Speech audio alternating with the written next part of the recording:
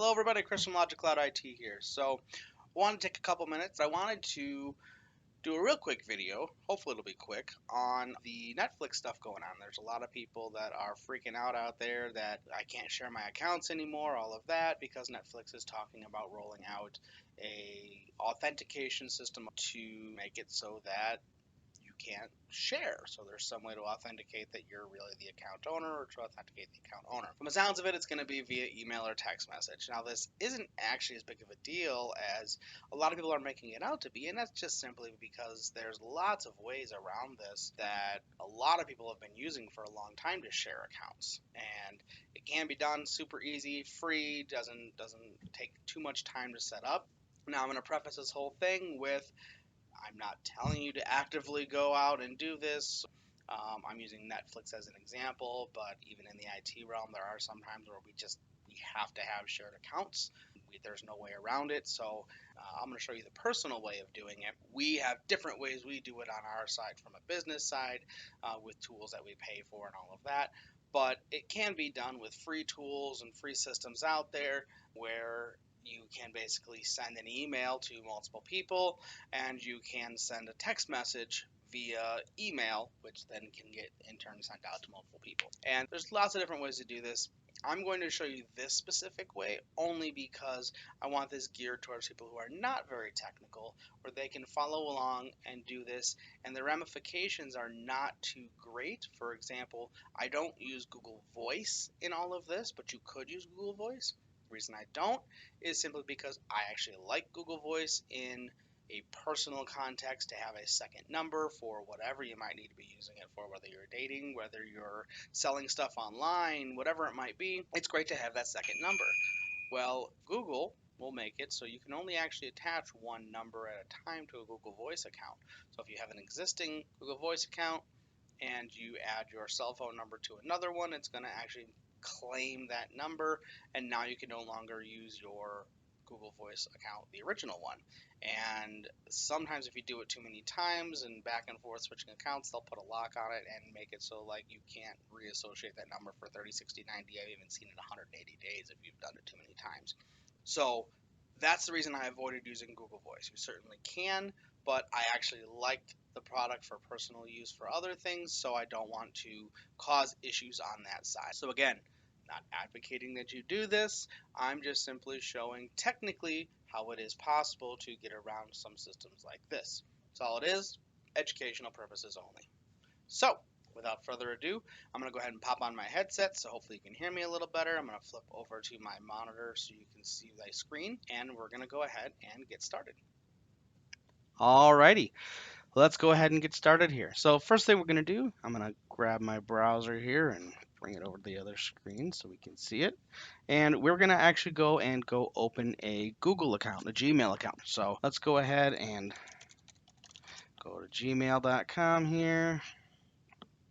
And we're going to create an account for myself. All right.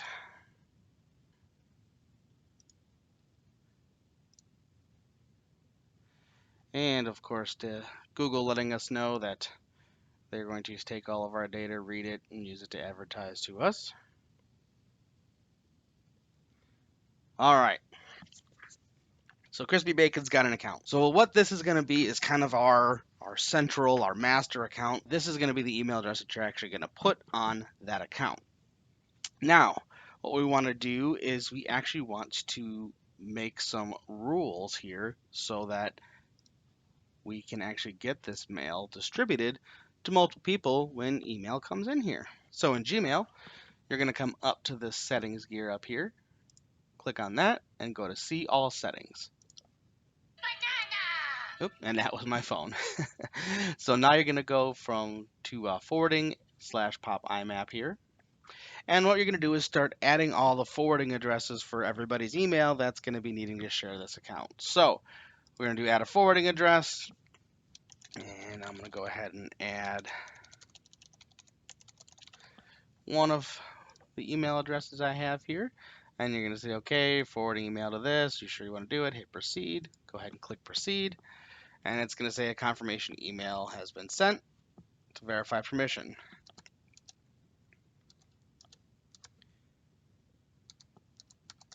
and hit verify.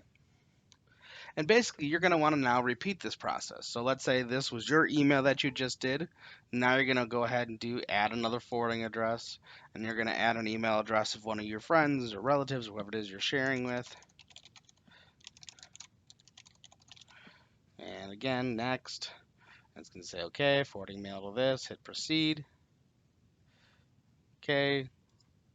And now just reach out to your friend or your family member, whoever this person is, and just have them get you a copy of the code that came in their email. And then you go ahead and confirm it.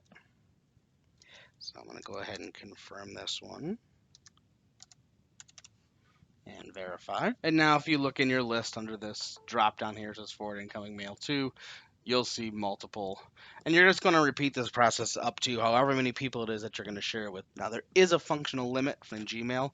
I believe it's either 15 or 20. Don't exact quote me on it, but it's a 15 or 20 that you can do. So if you're trying to do this between more than about 5 or so people, just know that you might hit some functional limits in Gmail. There are ways around it, but there's some paid services, things like that. So now what we're actually going to want to do is click here where it says you can also forward some of your email by creating a filter, and click on the creating a filter option here. And this is going to bring up the mail filter. Now, most people don't realize that this mail filter is even here, let alone that you can actually create certain rules from it. So what we're going to do is, because we're going to just forward all emails that are going to come to this email address, you can actually set up specific filters if you're sharing and you only want certain types of emails or certain things with certain subjects, etc., etc. But in this case, again, to make it easy, we're basically going to forward any email that comes in here, and we're going to forward it to everybody. What we need to do is basically in the to field here, we want to put the email address that we created. So actually this email address. So that chris.p.bacon.1844@gmail.com. That's what you're actually going to want to put in here. So whatever you created as this email address, this email account that we're in, you're going to want to put that to address in here. Now, click Create Filter. Now here in this Create Filter box, what we're going to want to do is say, okay, we want to forward it to, and we're going to choose a forwarding address. So I'm going to choose one of those forwarding addresses that I did here. Go ahead, click Create Filter. Now we're back at the screen again. Create Filter to, Create Filter, and you're just going to keep doing this over and over and over again for each person that you want to forward this to. All right, so we've got the email portion taken care of for any emails coming in. Everyone's going to get a copy of it. You can give it a test if you want. Now, moving on, text messages. So we're going to head out and grab a new tab here and go to textfree.us.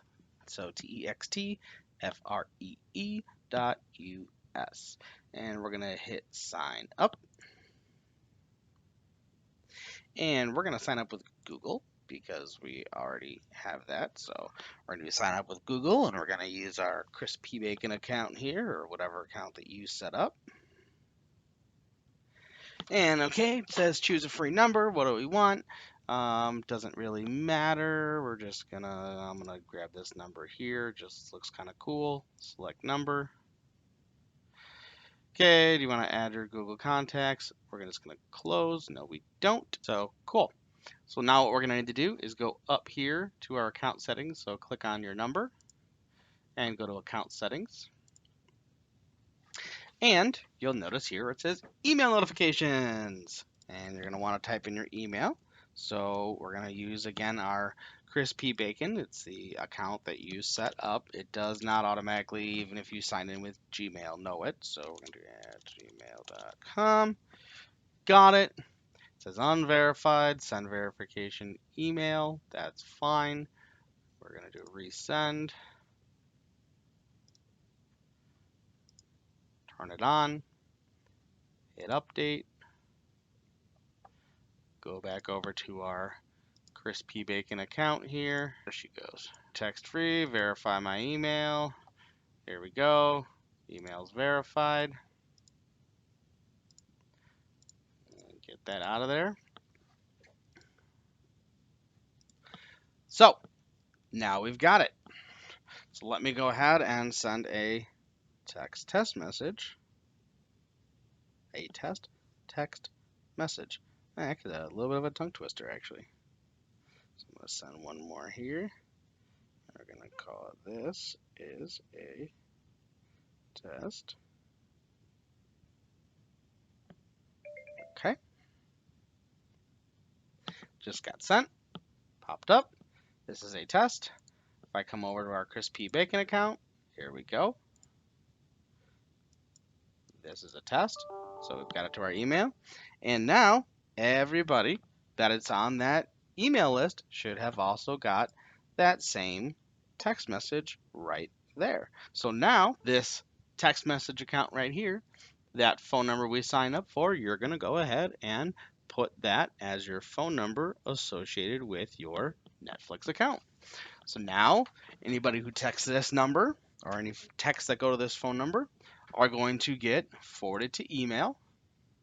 You're going to get them forwarded to this Gmail account here, which in turn are then going to get forwarded out to everybody else on that forward list because this came in via email. So there you go.